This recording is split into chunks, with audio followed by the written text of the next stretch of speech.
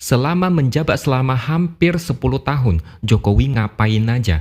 Kenapa selalu terulang berita seperti Jokowi heran, kesal, jengkel, geram?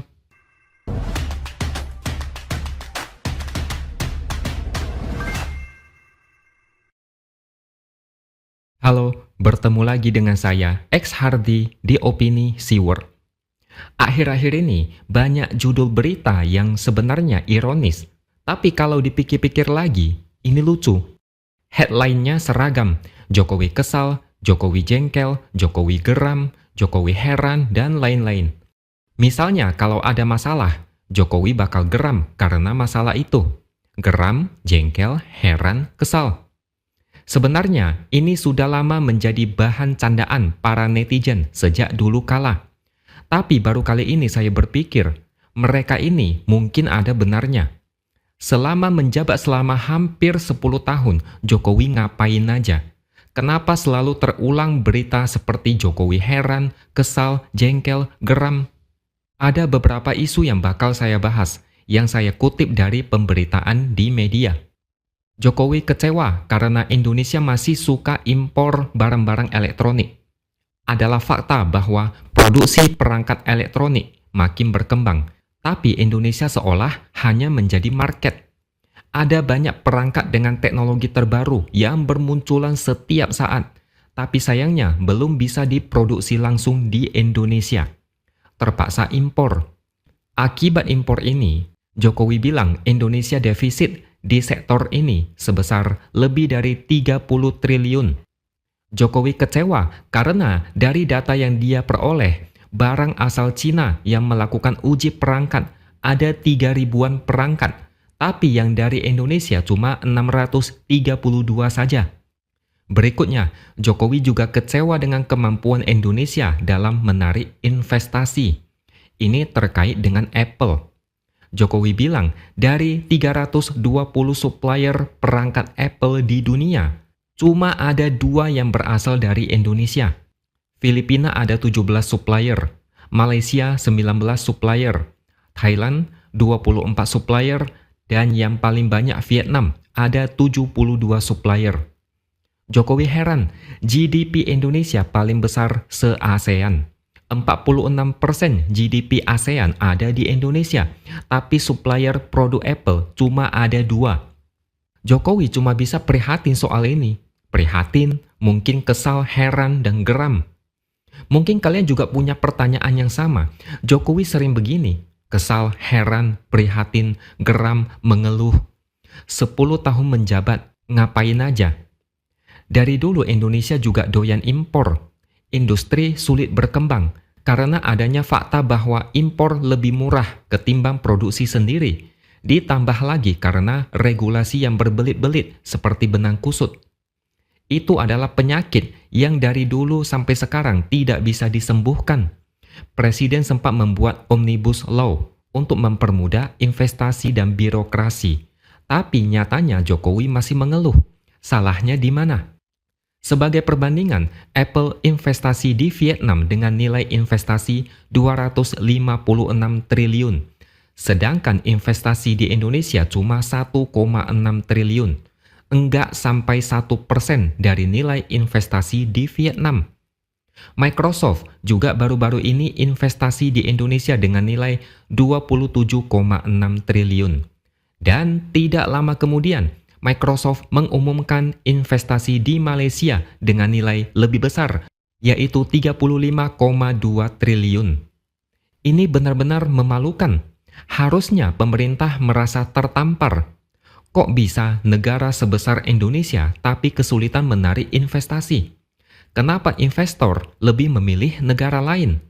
Indonesia susah payah merayu investor, tapi banyak yang cuek. Negara lain kadang cuma duduk manis, investor datang sendiri.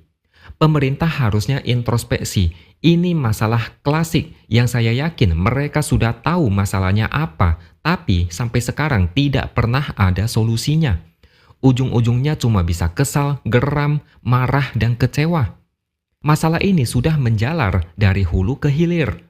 Kalau dibahas satu persatu masalah Indonesia, kenapa bisa begini? Wah, Saya rasa satu hari pun nggak akan cukup bahas itu semua. Birokrasi berbelit-belit, banyak pungli, banyak tukang palak, korupsi merajalela, riset kecil, sistem pendidikan masih ala kadarnya, penguasaan teknologi sangat kecil, banyak deh pokoknya. Gimana Indonesia bisa menjadi pusat rantai pasokan global atau menjadi produsen untuk pasar Indonesia sendiri kalau masalah itu tidak selesai-selesai? Selain itu, Jokowi juga geram karena banyak lahan sawah yang dikonversi menjadi properti.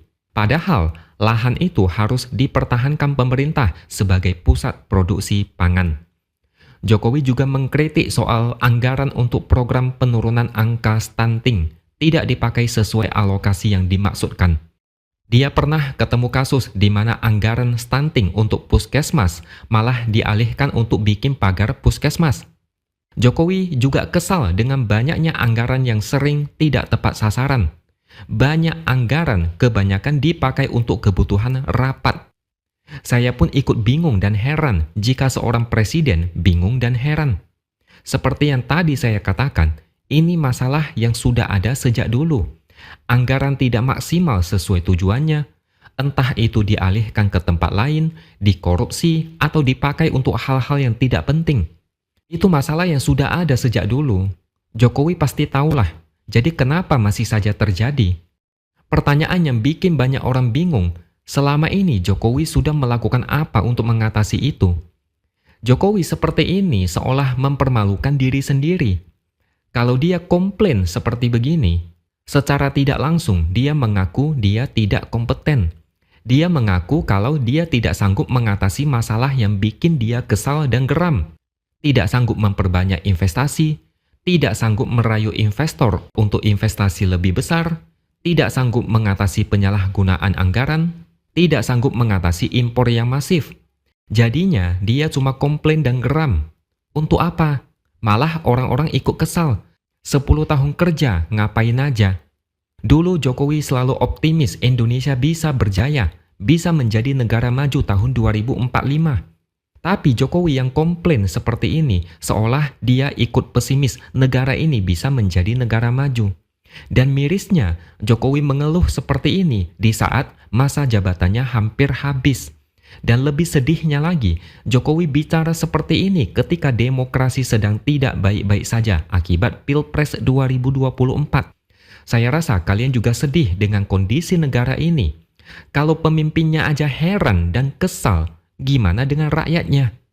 Tinggal kita lihat nanti gimana kinerja pemerintahan Prabowo Gibran ke depan.